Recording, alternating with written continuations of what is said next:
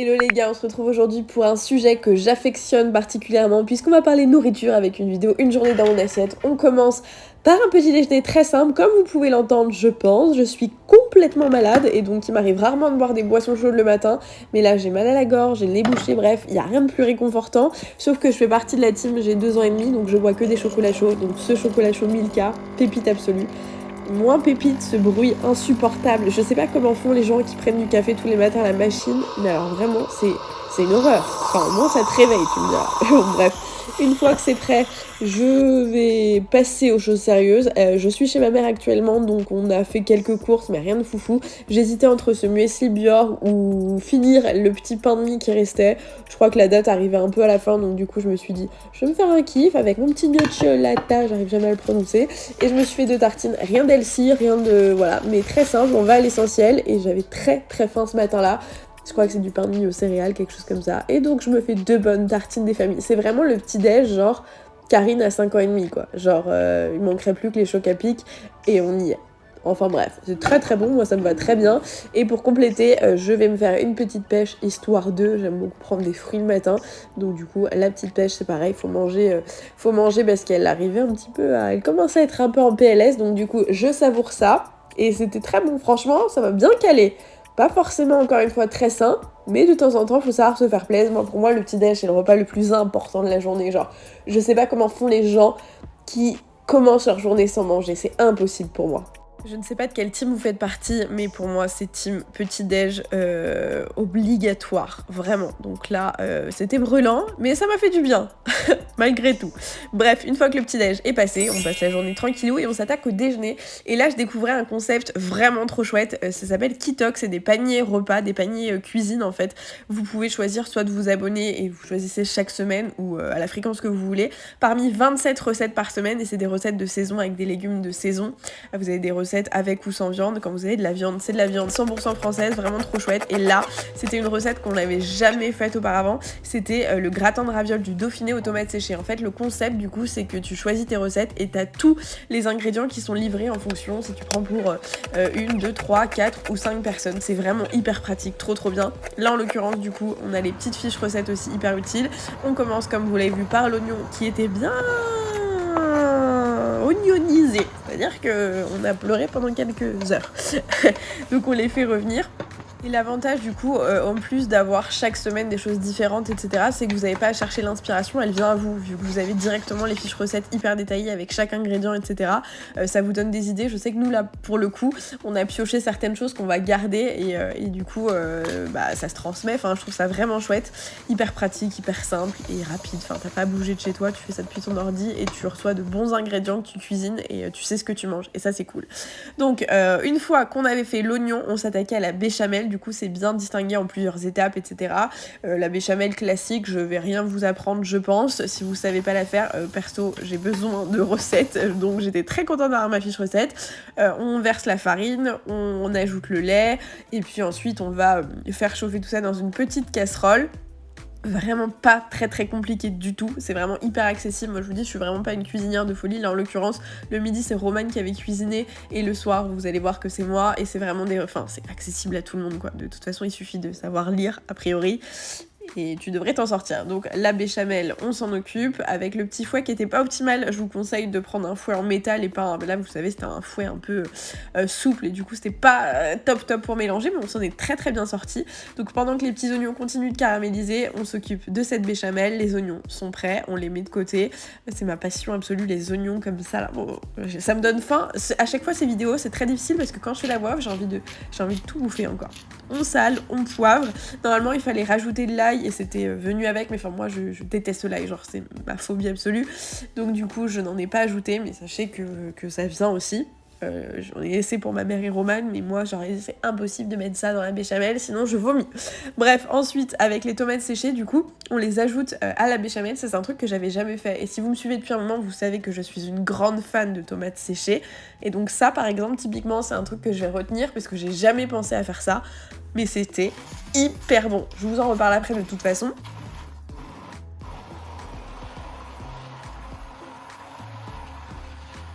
Une fois que c'était bien mixé ensemble, l'idée c'est vraiment d'avoir un truc un peu homogène, qu'il n'y ait pas de morceaux et que ça se mélange bien, vous voyez même la couleur a changé. On passe au montage entre guillemets avec les petites préparations qu'on a fait. Donc on fait une couche d'oignons, ensuite une plaque de ravioles et puis la béchamel. Alors on avait sorti les ravioles un peu trop tôt du frigo et il faisait 75 degrés dans la cuisine, donc on a eu un peu de mal à les sortir de leur petit sachet, c'était un peu sportif.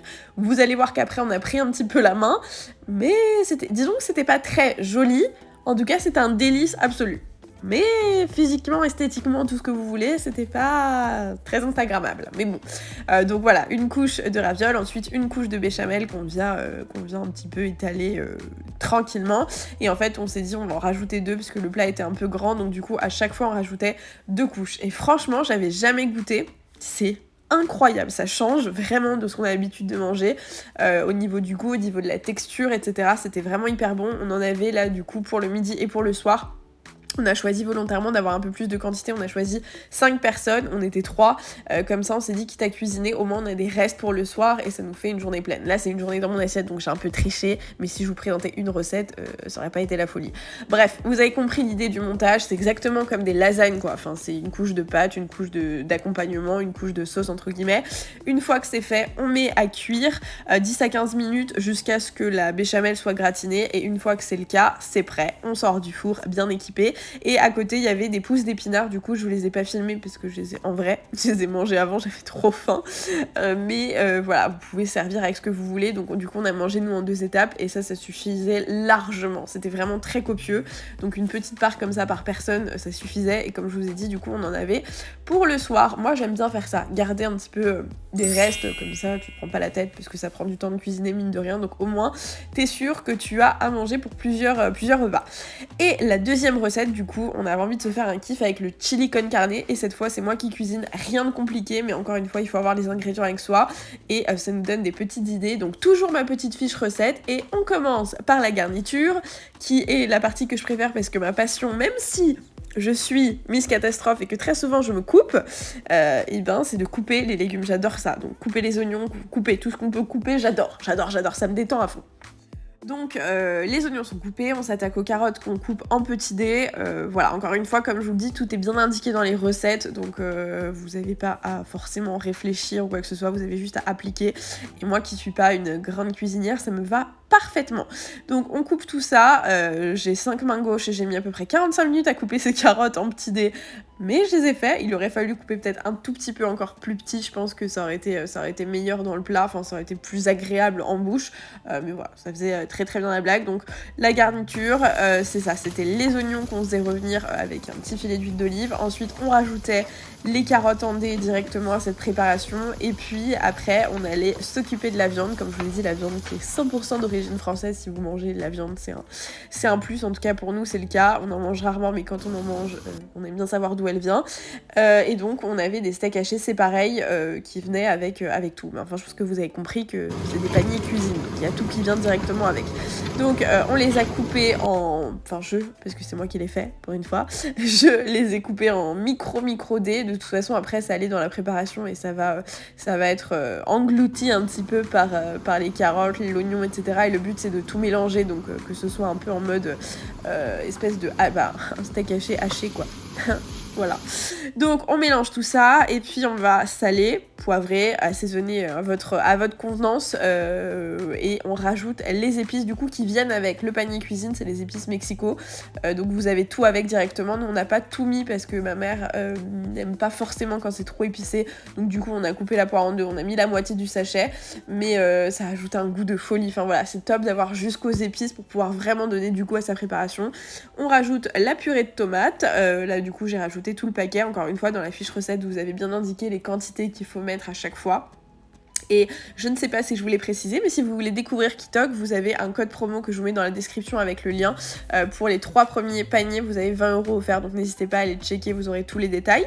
Et on ajoute les petits haricots rouges et on mélange. Ensuite, on va laisser couvrir et ça va cuire tranquillement. Et bien sûr, comme d'habitude, on poivre, on sale, on assaisonne comme on a envie. Moi j'adore la fleur de sel, on en met dans tout. Donc voilà. On laisse ça tranquillou à feu moyen pendant 15 minutes environ jusqu'à en gros que la carotte soit tendre et pendant ce temps-là on s'occupe de faire cuire le riz et là c'est pareil, il y avait la quantité parfaite de riz qu'il fallait pour le nombre de personnes qu'on a sélectionné. Donc on fait cuire le riz à côté. Une fois que le riz est prêt, à peu près 12 minutes, c'est un riz qui est parfumé aussi, donc une fois que le riz est prêt on l'égoutte et puis on va aller checker ensuite les légumes, s'assurer que ce soit ok, qu'ils soient prêts et puis après on sert ce petit chili con carne bien chaud avec le riz et les légumes, la viande, enfin la préparation et franchement encore une fois c'était une tuerie, ça avait un goût de folie, trop bon et c'est pareil, on en a eu encore pour le soir donc ça nous a en gros tenu 2 jours. Donc c'était une fake journée dans mon assiette, c'était plutôt 2 jours mais voilà. J'ai adoré découvrir le concept et si vous voulez reproduire les recettes chez vous en faisant vos courses ou en vous abonnant à Kitok, n'hésitez pas à m'envoyer des petites photos. Je vous retrouve très vite dans une prochaine vidéo. J'espère que celle-ci vous a plu et qu'elle vous aura donné des idées de recettes. N'hésitez pas à me transmettre aussi vos petites recettes du moment dans les commentaires. Je me ferai un plaisir de les tester. Je vous retrouve très vite pour une prochaine vidéo. N'hésitez pas à vous abonner à la chaîne et je vous fais plein de gros bisous. Ciao!